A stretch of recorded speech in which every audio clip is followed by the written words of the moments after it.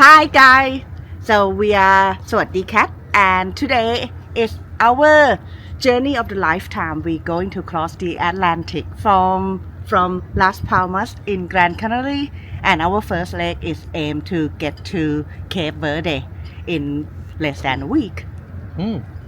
Yeah, so we're setting off from here, and it's not a great day actually. This is probably about the best point of sky you're going to get, because just over the back there behind the camera is a lot of clouds, and we're just hoping the weather will be kind to us. The wind's supposed to be very kind all week, so it should be quite good.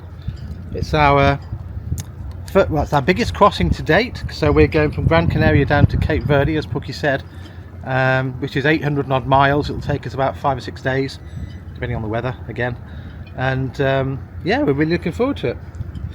But, we'll just show you a little bit around our marina. You can probably see our boat in the background just over there, Sawasdeekat, over there behind Puck's head.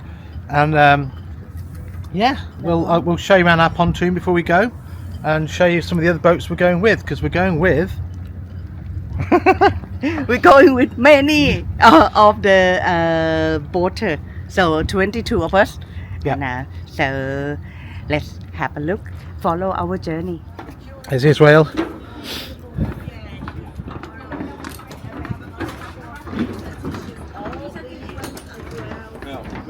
Okay, morning. Ready? Yeah, nearly ready. Yeah, we're just going to do a little video down and back to remind ourselves what it all looked like, what you look like. In the rain, I know. I love your shirts. Oh. Morning of the 6th of January 2025, we are getting ready to set off to go the Atlantic crossing. Viking explorers had organised this crossing to help facilitate a safe and fun crossing for up to 25 boats. They were full of advice, help, and built a feeling of togetherness for what was for most people their first crossing.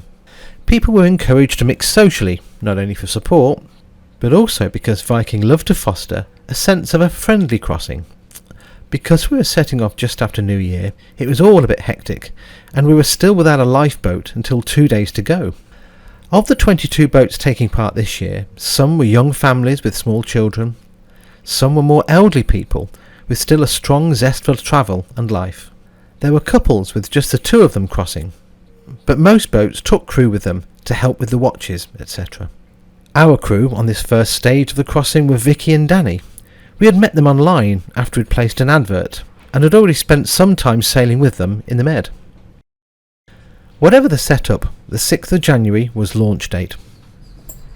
Here we are goose winging now, crossing the Atlantic. Our goose winging didn't last long, as we nearly ran into a fish farm, but we made good time. Well, here we are, rolling along.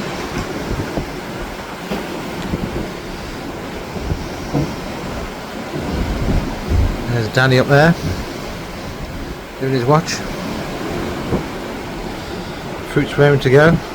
Sitting here doing 8.5 to 9.5.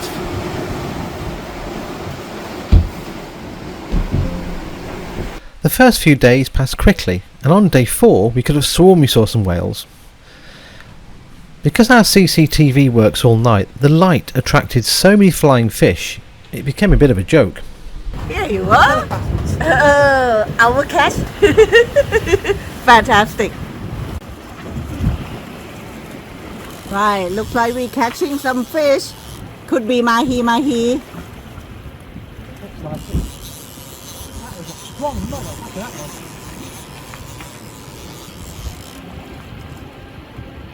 Wow, beautiful, delicious fish there.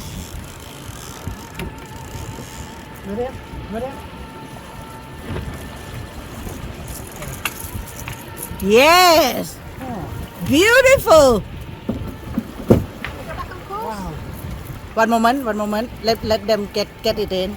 Can Vicky go back on course now or no? Yeah, he's back on course now. Hang on. Can you hold the net up? No, well, hang on, let's just get it in the boat.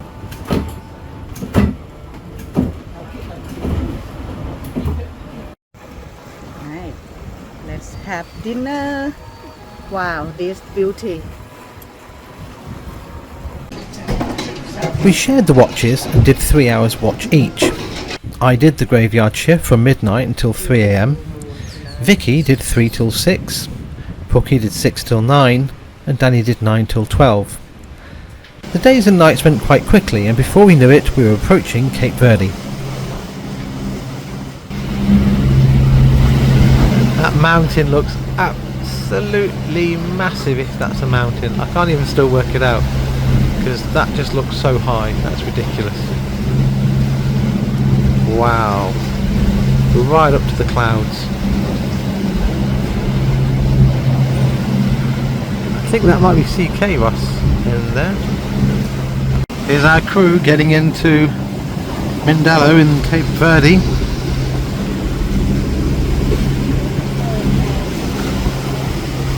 This is the island around here. It took a total of 6 days to do the 954 miles. We could have done it quicker, but as you can see from the wiggly grey line here, we couldn't manage to keep it in a straight line like most boats. Danny had 1 sick day with seasickness, and Pookie took some time to get over her illness that she had had since we set off. Pookie was definitely the busiest out of us though. Not only was she doing her watches, but also cooking up some amazing food. I think our maps need updating over here, don't you? Wow. So this is coming into Cape Verde, into Mindelo, but as you can see we haven't got the latest up-to-date map, so yeah, it's looking a little bit like everyone's on dry land, which of course they're not. We weaved our way past some very big boats and into the marina. On our way down, however, we'd experienced a leak in both hulls, so Pookie was delighted we'd got there safely. It appeared that large waves were coming in to the boat through our diesel heater exhaust pipes. We had been mopping up seawater for days and trying to fix it in Mindelo, but without any luck. We can't recommend Mindelo. The marina was okay at best, and the floating pontoons rocked wildly, making a night's sleep a real challenge. Boat CV, who fixed boats, didn't do a great job either. €160 to not seal our exhaust pipes with Sikaflex seemed a lot of money. Mindelo was okay, but too many locals followed you begging for money or wanting to help you unnecessarily. Every restaurant took 30 minutes to take your order, another 20 minutes for your drink to turn up, and up to an hour after that for your food, and they didn't even seem that busy. Our insurance company, Pantanius, had insisted we have a 5th crew member to join us that was more experienced than us, so Kenneth arrived bright and cheery and just in time to set across the Atlantic. Our journey across the Atlantic was great at first. Kenneth laid out some lines and we caught more fish than we could possibly eat.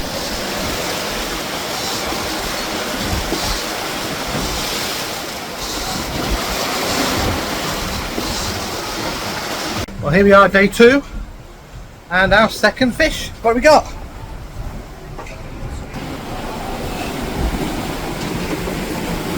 Whoa, mahi mahi. Only a little baby. King of sweet.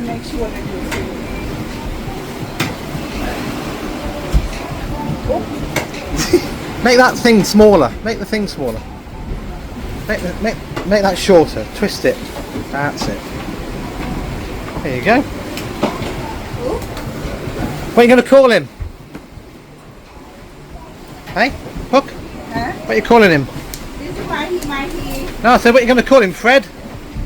Or Tasty? It's called Tasty Joe. Fish. It's not a bad one. Hello, fish. Seen them bigger. It'll do for now. This is Mahi. Yeah. Nice one, Puck. I can see you did really well.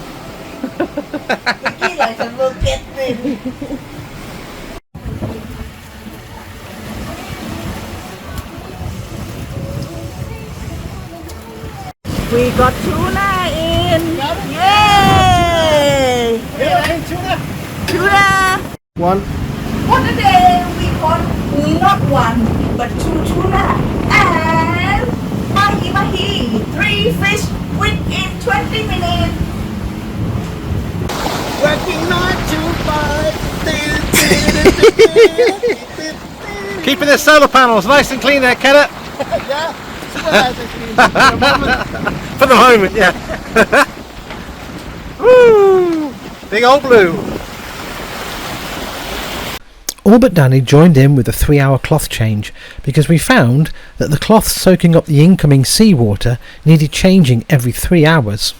We had set up a basket of food on the saloon table as Danny was lactose intolerant and glucose intolerant. This meant that Pookie had to be very inventive with the dishes so they could all eat together. We're doing 8 to 10 knots, Puck. Yes. Any good? It's alright. Look, she's holding on, look. I have to hold on, otherwise I'm just like tip over.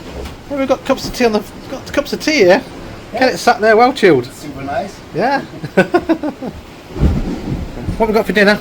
We're going to do mahi mahi Mahi mahi. in garlic. Is that what Kenneth caught? You did. Go on then. No, I ordered a mahi mahi and it's a dummy. Ah, okay. Yeah, fair enough. No, it's his. What are you having it with? We're going to have mahi mahi with egg fried rice. Uh-huh. That's it. That's it. And with melon and serrano ham. Oh, that's what this is all doing we're here. going to have like plate of melon, serrano ham, and the fish side will be fish with the rice. Ah, okay. Fair enough then. So it's a medley, like Yeah. tapas. Yeah. And we're making good time. Always good.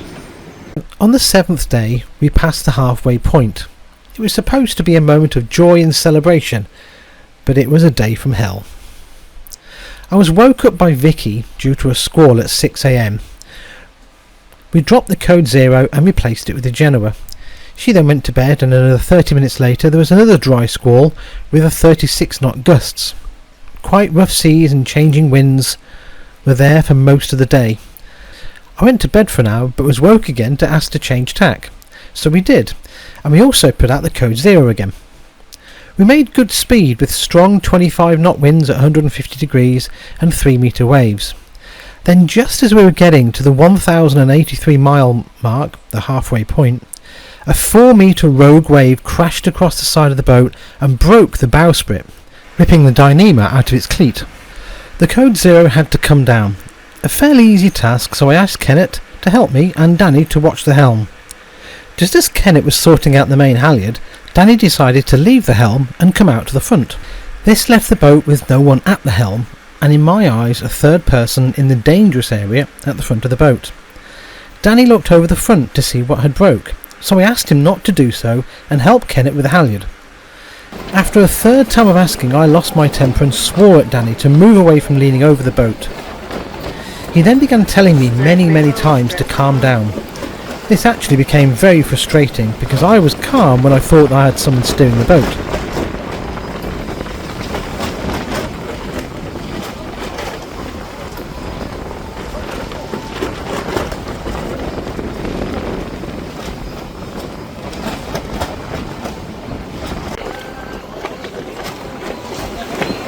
Need to bring that down.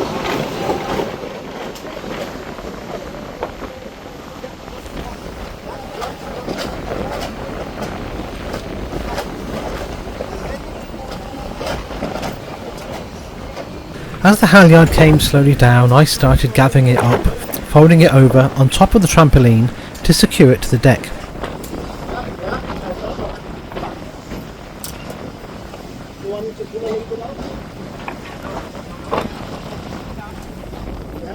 At that point, Vicky decided to also leave the safety of the cockpit or control of the helm and come up to the front and pull the sail down the side of the boat.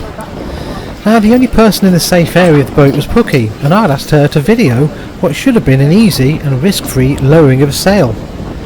Post-mortem, I think everyone knew it hadn't gone well. I was surprised that Danny left the helm, meaning no one actually was controlling the boat. I was shocked when he leaned over the front of the boat to the very area that a wave had broken a steel cleat, and really frustrated that he didn't move away when I asked. Afterwards, Vicky asked me to go and talk to him, as he refused to leave his cabin until I did so. When I approached him, he demanded I apologise for swearing at him. I said that I would apologise, but only if he recognised that leaving the helm without a helmsman and then leaning over the front of the boat probably wasn't the wisest of decisions. And then to ignore me, asking him to move, was very poor. He refused to agree to that, and then said he would stay in his cabin until I apologised. I told him he could stay there then, at which point he jumped up and reminded me that he used to be an army commando and he could take me out in one arm.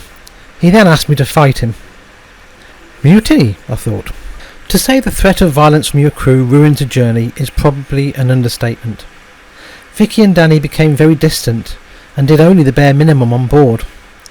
Little things that didn't bother us before started winding everyone up, like Danny not wringing out the cloths to stop the boat flooding, or eating like a 3-year-old and leaving food on the floor whenever he ate, or finding out that the lovely pink velvet cushions that you'd let him use in the bedroom to make it nicer had been used by Danny as an exercise mat for his sit-ups on the cockpit floor where you clean the fish. Even spotting whales didn't break the atmosphere.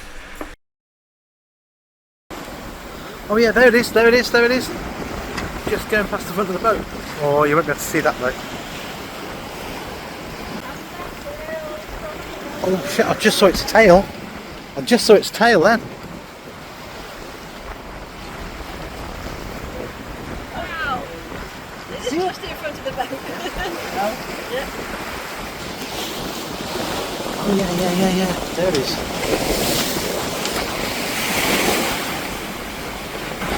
It's like an orca? No.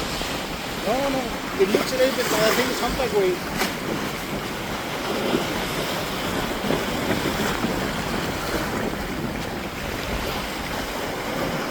You just see its fins there, look. See the fins? Yeah.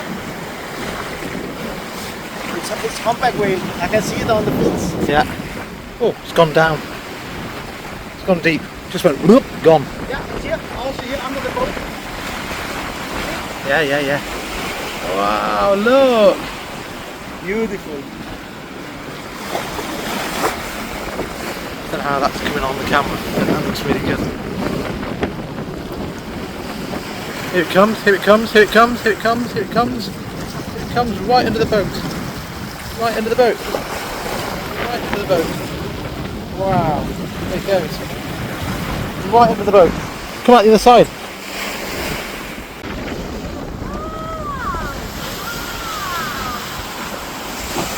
Look at that. Wow, turn and went right under the boat. That looked pretty good, didn't it? It's a shame it's not coming out on video. That was a really good shot.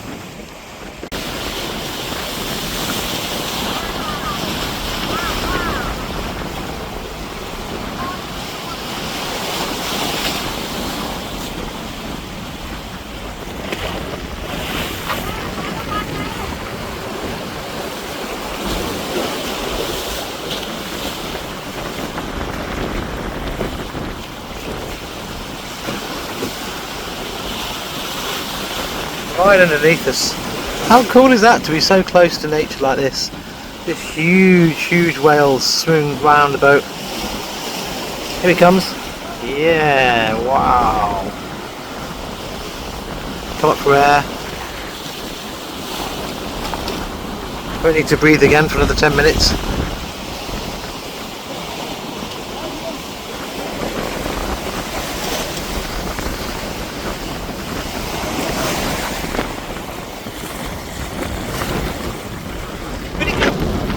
Just come on the front, that's so good. Yeah. Maybe the big one. Really? Maybe this was a big one. Huh? Maybe a blue whale. Maybe. It's blue, how can I see it? Blue whale, how can I see a blue whale in blue water? Looking back, the stress of a failing watermaker, holes in the boat, limited power, and days at sea surely all played a role. Living so closely for 16 days magnifies every tension. I understand why Danny and Vicky felt frustrated. Kenneth had more experience and I relied on that, but I see now how that might have made them feel sidelined. Still, when they removed their tablets from the emergency bag before landfall, it felt like a line had been crossed. By the time we reached Grenada, their bags were already packed. After that, there was no turning back.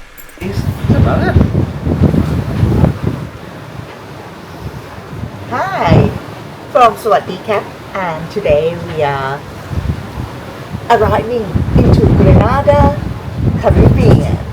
Certainly are. So after a massive tortuous journey across the high seas. We are in sight of the island of Grenada, which is where we'll be for some time now. So we're really looking forward to getting there. Really good to touch land, have a beer. What do you reckon? I have a cocktail. Cocktail time. Going to bathe in cocktail. Cocktail time, yeah. And the Caribbean food.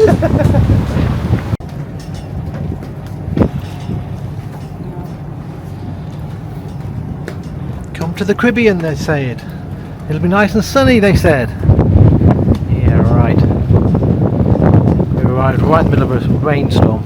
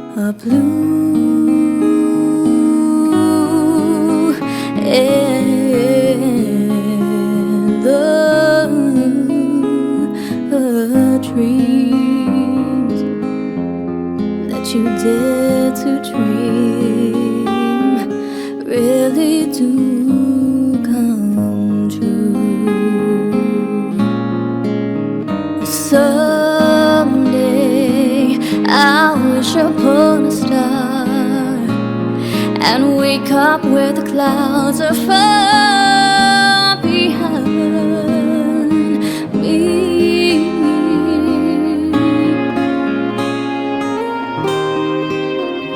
where troubles melt like lemon drops way above the chimney tops. That's where